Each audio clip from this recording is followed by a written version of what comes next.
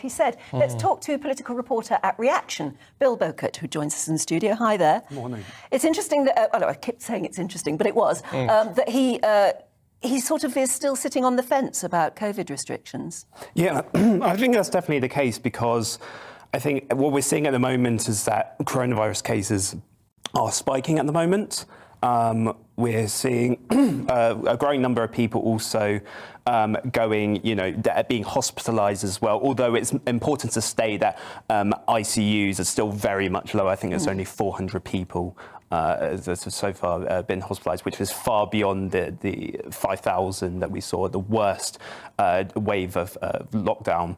But I think it's interesting to see that interview with Boris Johnson, because I think the important word there is pharmaceutical interventions. That might not necessarily mean that we're going to go back to a full-fledged lockdown where pubs have to be closed, where face masks have to be reduced, that people have to stay at their homes in order to protect lives. But that might include, a revision maybe of the booster programme. It might mean that in the cold winter months where cases are likely to rise, that there might have to be further interventions in there, maybe even like the vaccine passports, for instance. But I think he's very sceptical about making such further interventions because of the dismay that would be within his Tory backbenchers. I mean, a lot of people aren't happy with the idea that he's not ruled it out, but I suppose realistically, he can't actually rule it out, because none of us know exactly what's coming, down the path with COVID. Hopefully, nothing much.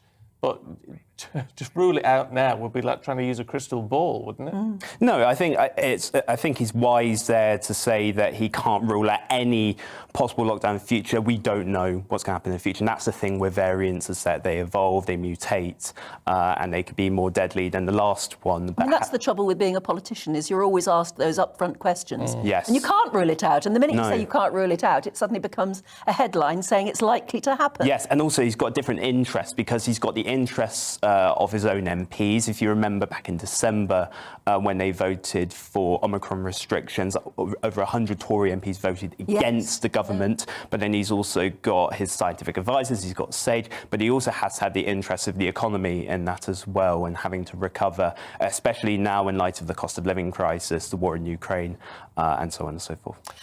Yeah, interesting. Yes. Talking of, what you were going to say, talking of... of the economy, of the Chancellor and all that sort of... What do you make of what we're seeing about Mrs Sunak and her non-domicile status? Is this fair to be having a go at her in this way or not? Well, I think it's important that what you guys have been saying all morning about Murthy is that, she hasn't broken the law in a sense. There are, dozens of non-domiciles, that are living or residing in the UK or have, paid tax on their income in the UK, but are listed as non-domicile.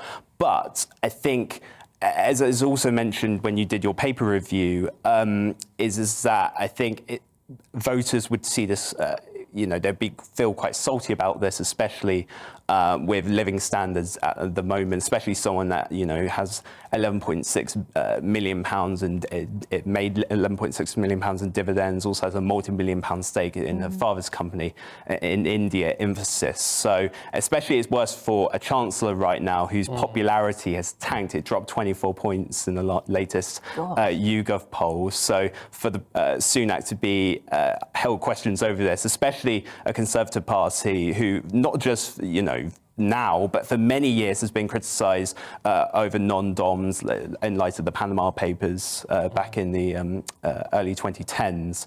It's not good reading for number 11. No, and what is really surprising, I think probably what annoys me most, is that they don't seem to have anticipated this. Maybe it just never occurs to them that, he's making tax decisions for the rest of us whilst living in number 11 with a non-domicile wife, and they're both worth an absolute fortune.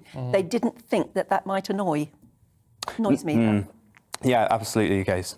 Yeah, OK. Bill Bowkett from Reaction. Good to see you this morning. Thank you very much indeed.